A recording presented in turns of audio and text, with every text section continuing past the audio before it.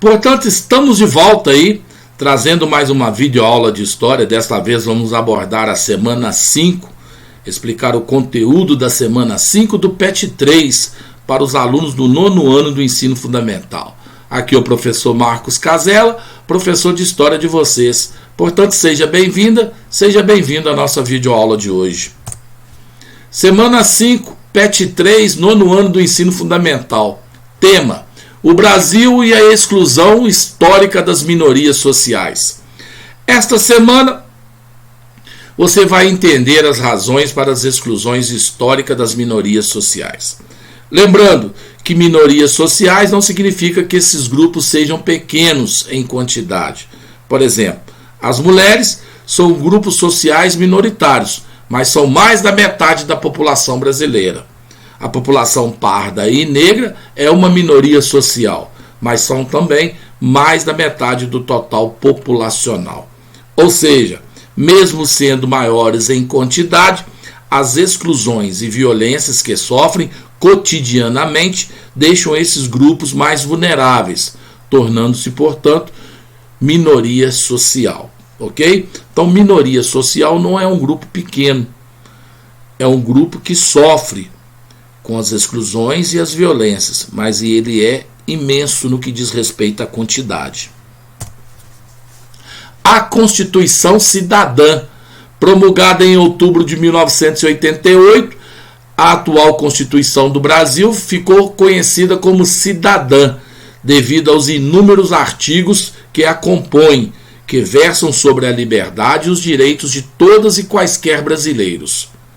Na época de sua elaboração, muitos políticos e determinados setores da sociedade eram contrários à participação popular na elaboração da nossa atual Constituição. Portanto, esses setores utilizavam de um argumento bastante antigo, que sempre excluiu os grupos mais pobres e mais vulneráveis da participação política. Aqueles artigos que diziam: o povo não sabe votar, o povo não tem conhecimento do que é uma nação política, o povo não tem conhecimento e não sabe votar. Portanto, esses são os artigos, que a elite sempre utilizou para excluir os grupos mais pobres. Mesmo assim, no processo de elaboração da Constituição de 1988, mais de 100 emendas foram propostas pela população, o que gerou a alcunha de Constituição Cidadã. Principais características da atual Constituição brasileira, a Constituição Cidadã de 1988. No que diz respeito a povos indígenas, os indígenas participam ativamente da Constituinte. O artigo 231 reconhece aos indígenas os direitos originários sobre as terras que tradicionalmente ocupam. O mesmo artigo determina que cabe ao governo a demarcação das terras indígenas. Relações raciais. Conquistas do movimento negro. O artigo 5º da Constituição definiu o racismo como crime inafiançável e imprescritível e sujeito à reclusão. Portanto, está aí uma grande conquista da Constituição de 1988, assunto polêmico até hoje, porque às vezes a pessoa é acusada de racismo e na hora H aparece injúria racial, que é um crime de menor. Mas vamos lutar e vamos continuar lutando para que racismo continue crime inafiançável e imprescritível. Liberdades civis, proibição da censura e garantia da liberdade de expressão. Garante também a iniciativa popular para a proposição de novas leis. Legislação de trabalho. Redução da jornada semanal, passou a ser de 48 para 44 horas. Direito ao abono ao sair de férias para trabalhadores e trabalhadoras. Carteira assinada, seguro-desemprego e 13º salário para trabalhadores e trabalhadoras. Demissões sem justa causa, dá direito a receber o correspondente a 40% do FGTS. Também incluído aí a licença maternidade de 3 meses, em alguns casos chegando até 6 meses, e criou-se a licença paternidade, algo inovador da Constituição, a licença de 5 dias para aqueles pais aí recentes, né? Direito de licença paternidade também de 5 dias. Eleições diretas para presidente, governadores e prefeitos. Nas cidades com mais de 200 mil eleitores, caso nenhum dos candidatos obtiver a maioria absoluta 50% mais um dos votos do primeiro turno, haverá um segundo turno. Redução do mandato presidencial para 4 anos. Portanto, está aí, né? As eleições. Voto.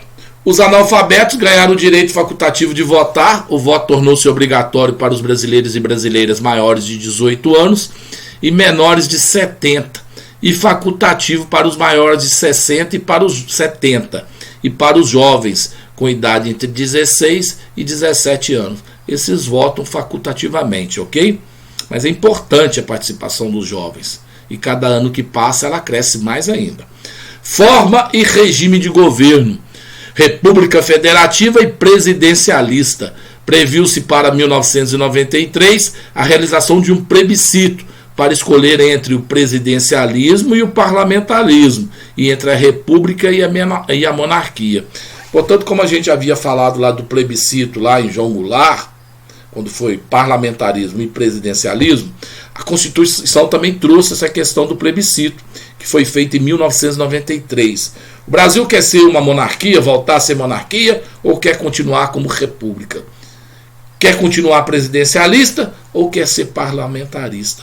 O presidencialismo venceu e o regime republicano também. Causas da violência contra as minorias no Brasil. Os antecedentes históricos para a violência atual contra determinados setores, pobres, pretos, pardos, mulheres, população carcerária, moradores de rua, camponeses sem terras, indígenas e mulheres, são, no Brasil, um fenômeno histórico que persistiu em todos os arranjos sociais, mesmo após diversas mudanças políticas. No período colonial, 1540 a 1822, a coroa portuguesa valia-se da violência para escravizar indígenas e negros, bem como para manter a centralidade política e a unidade da colônia tão vasta. Durante o Império, 1822 a 1889, o uso da violência permaneceu nos moldes e houve também as rebeliões por emancipação política.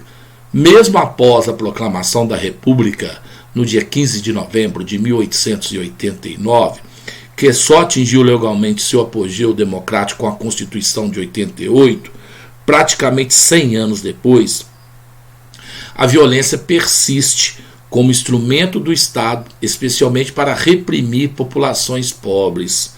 Durante os períodos de ditadura que nós tivemos no Brasil, o Estado Novo de Vargas, de 1937 a 1945, e a ditadura militar através do golpe militar de 64 a 85, a violência também foi utilizada como mecanismo de repressão política. Tais mecanismos ainda não foram completamente desmontados após a redemocratização, pois algumas de suas práticas foram mantidas e ainda hoje reverberam na nossa sociedade, com uma crescente letalidade policial contra as minorias. Dentre as causas para a violência contra as populações periféricas, pode-se citar o racismo estrutural, visto que a maior parte da população negra e parda nas grandes cidades reside em áreas periféricas. A falta de todas as estruturas de urbanidade, ou seja, saúde, educação, políticas de assistência, saneamento básico, água potável, rede de esgoto, aliado a isso tudo, enfrenta um grande problema que é o tráfico de drogas e, recentemente, o problema das milícias armadas. O tráfico de droga tem uma relação direta com a violência e com a letalidade policial. A competição entre facções rivais e a circulação de armas e a ineficácia do Estado nas periferias são os fatores para a escalada da violência em várias regiões do nosso Brasil. Outro fator que agrava os quadros de violência e desigualdade é a desigualdade social, muito forte aqui no Brasil ainda, né? Os homicídios concentram-se em bairros pobres. A situação se agrava quando se conjugam a desigualdade e o racismo, a estigmatização da figura do negro como potencial suspeito, faz com que a possibilidade de um jovem negro morrer vítima de homicídio seja 23,5% maior do que a de um jovem não negro. A cada 100 pessoas assassinadas no Brasil, cerca de 70 são negras. É complicado, né? A gente falar disso a respeito em pleno século XXI, né? Outro problema ligado à violência é a circulação de armas. É a circulação de armas.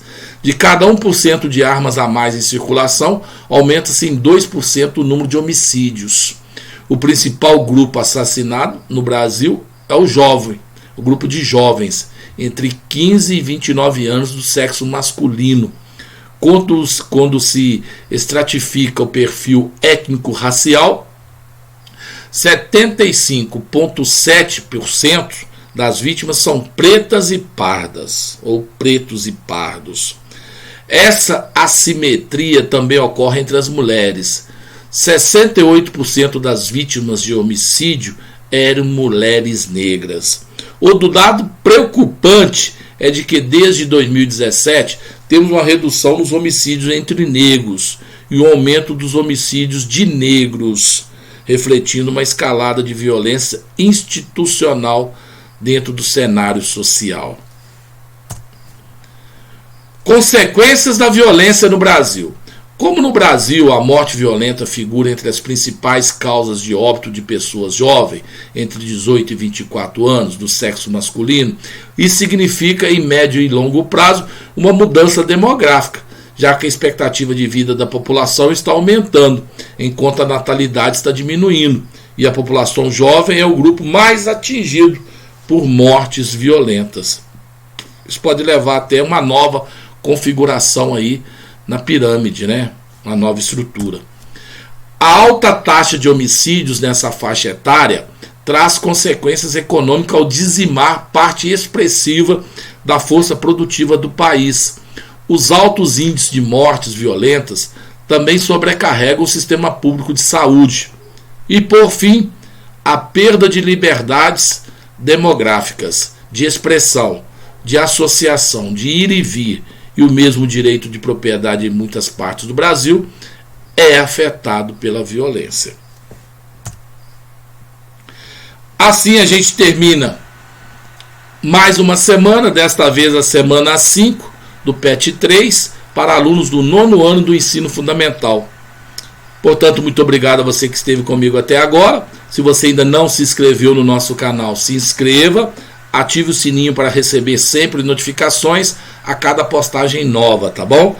O canal é Vídeo Aulas de Geografia e História, professor Marcos Casella e professor Verônica, ou professor Verônica e professor Marcos Casella, tá ok? Até a nossa próxima aula, daqui a pouquinho a gente retorna.